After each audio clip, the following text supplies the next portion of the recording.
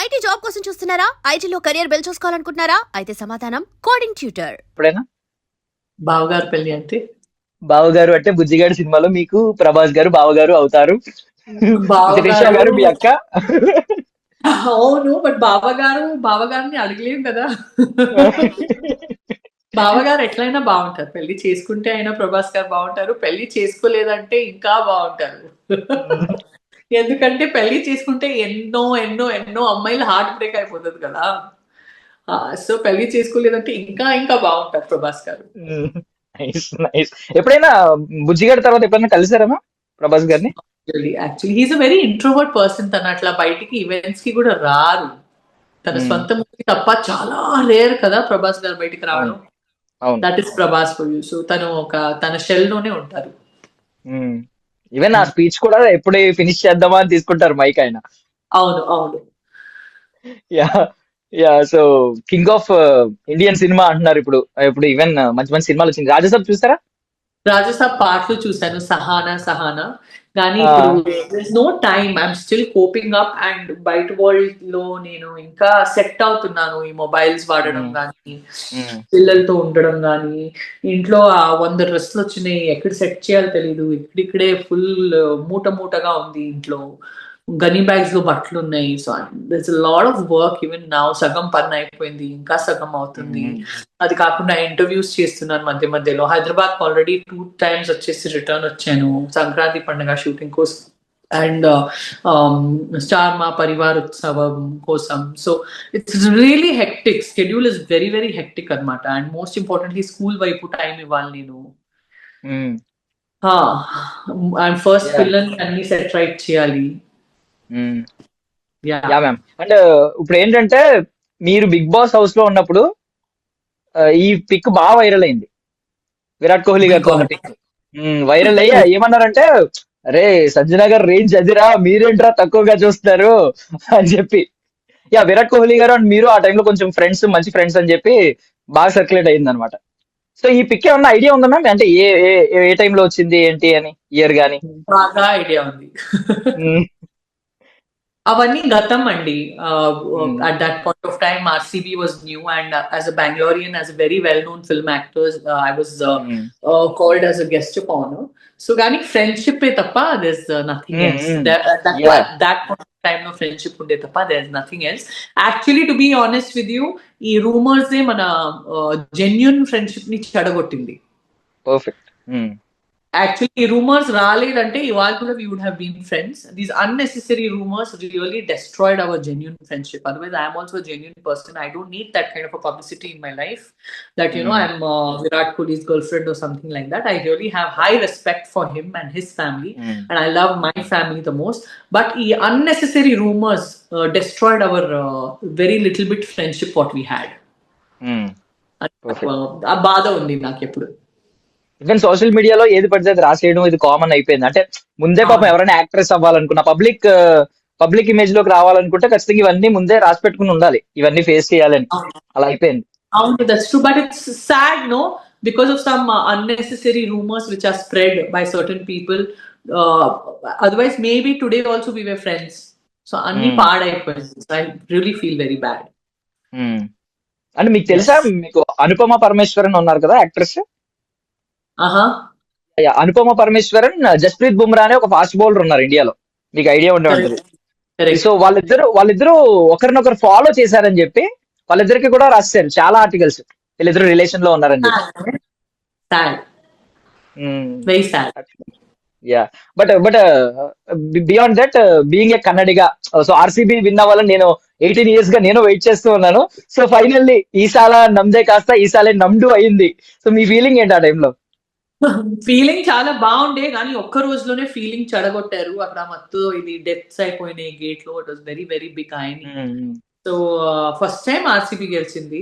And నేను actually I feel happy when anybody wins. నాకు అక్కడ షారుఖ్ ఖాన్ టీం అంటే కూడా ప్రాణము. ఇక్కడ డెక్కన్ చార్జర్స్ హైదరాబాద్ గెలిస్తే కూడా మన టీమే గెలిచిందనేసి ఫీలింగ్. ఇక్కడ రాయల్ ఛాలెంజర్స్ గెలిస్తే కూడా నాకు మన బెంగళూరు టీమే గెలిచిందనేసి feeling. So I have like నాకు I look at cricket as entertainment. I don't look at it as a religion, మేమే గెలవాలి లేకపోతే ఆడే గెలవాలి అనేసి. Let the best team win, నాకు అట్లా అనిపిస్తుంది ప్రతిసారి. Ya super. And beyond that cinemas గురించి మళ్ళీ మాట్లాడుకుంటే ఇక్కడ పవర్ స్టార్ పవన్ కళ్యాణ్ గారితో మీరు ఏమన్నా ఉందా మ్యామ్? ఏమన్నా మెమరీస్ ఏమన్నా ఉన్నాయా?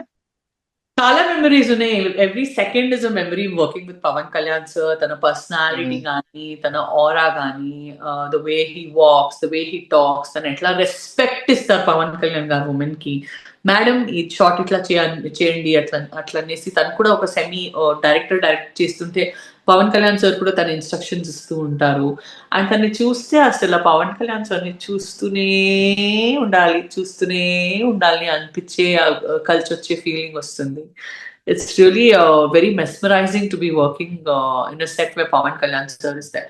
అండ్ మేము ఎక్కడైనా ఉంటే నేనే కాదు ఒక ఆర్టిస్ట్ గా ఎంతో మంది ఆర్టిస్ట్ ఉంటే కూడా లొకేషన్ లో దూరం నుంచి తన్నే చూస్తుంటాం. అంటే అక్కడి నుంచి నడుస్తూ వస్తుంటే కూడా ఒక చామ్ ఉంటుంది పవన్ కళ్యాణ్ సార్ ఫేస్ మీద. I think I don't know what he does.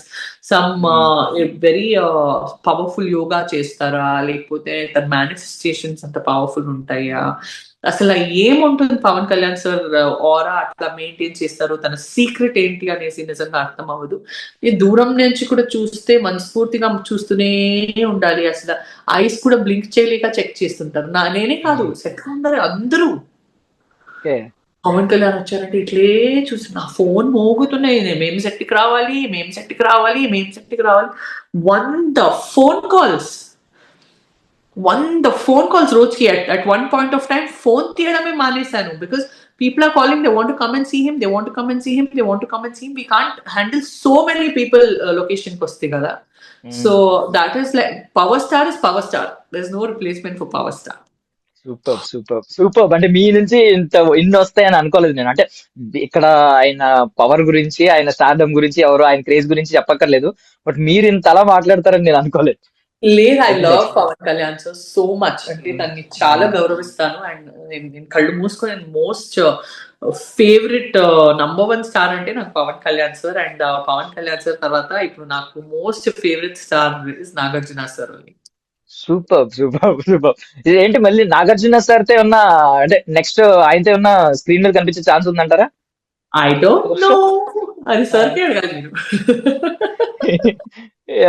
మన చేతిలో ఏముంటుంది, ఆనెస్ట్లీ చెప్పాలంటే మన చేతిలో ఏముంటుంది.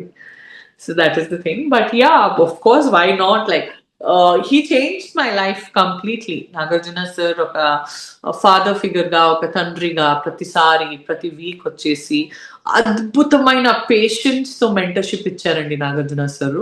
ఒక హోస్ట్ అంటే నాగార్జున సార్ బ్యూటీ ఏమంటే అసలు తన కరెక్షన్ కూడా చెప్తారు. అట్ ద సేమ్ టైం ఎదుటి మనిషికి హర్ట్ అవ్వలేక, అంటే తను చెప్పే విధానం, తను హర్ట్ చేసిస్తే అసలు మేము ఏడవచ్చు, we can just feel like మాకు ఇంకా ఈ గేమ్ లో ఉండడానికి ఇంట్రెస్ట్ లేదు. వేరే భాషల్లో కొంతమంది హోస్ట్ నుంచి చూస్తే చాలా గట్టిగా చెప్తారు, అంటే లిటరలీ తిట్టేలా చెప్తారు. నాగార్జున సార్ ఎప్పుడు అట్లా చేయలేదు. ఒక జెంటిల్మెన్ గా, అర్థమైనట్టు, పేషెన్స్ గా డీల్ చేసేసి, ఎంత టఫ్ సిచ్యువేషన్ అయినా ఉంటే ఎదుటి మనిషికి హార్ట్ కి గుచ్చి మాట్లాడకూడదు, ఒక గౌరవించి చెప్పి మంచి విధానంలో ఒక కరెక్షన్ చెప్పాలనేసి అది ఎప్పుడు ఫాలో అయ్యారు. నేను ఆ జెంటిల్ మేనిజం తన దగ్గర నేను రియల్ లైఫ్ లో ఎప్పటికీ నేను నేర్చుకున్నాను. దట్ మేము ఒక సిచ్యువేషన్ లో దొరికిపోతే మేము మరీ అంత రఫ్ గా రియాక్ట్ అయ్యే అవసరమే లేదు.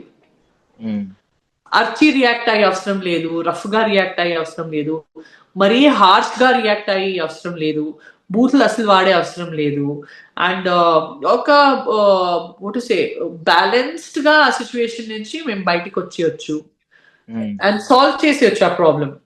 సో అది నేను తన పేషెన్స్ లెవెల్లో, తన వే ఆఫ్ ఓరేషన్ ఏముందో చాలా నేర్చుకున్నాను నేను లైఫ్ లో. సో నేను ఒక సిచ్యువేషన్ లో దొరకపోతే కూడా ఇప్పుడు నేను ఎట్లా ఆలోచిస్తానంటే, బిగ్ బాస్ లో నేను ఈ సిచ్యువేషన్ లో ఉంటే నాగార్జున సార్ ఏమన్నారు, నేను ఎట్లా రియాక్ట్ అవ్వాలి, నేను అట్లే రియాక్ట్ అవుతాను అనేసి ఆ కొన్ని లెసన్స్ నాకు నా మనసులో, నా హార్ట్ లో, నా బ్రెయిన్ లో ఉండిపోయినాయి.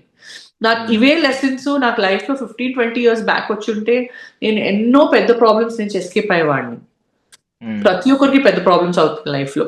So the way you deal with a problem is very very important. And అది నాకు నాగార్జున సార్ ఒక మెంటర్ గా నేర్పించారు.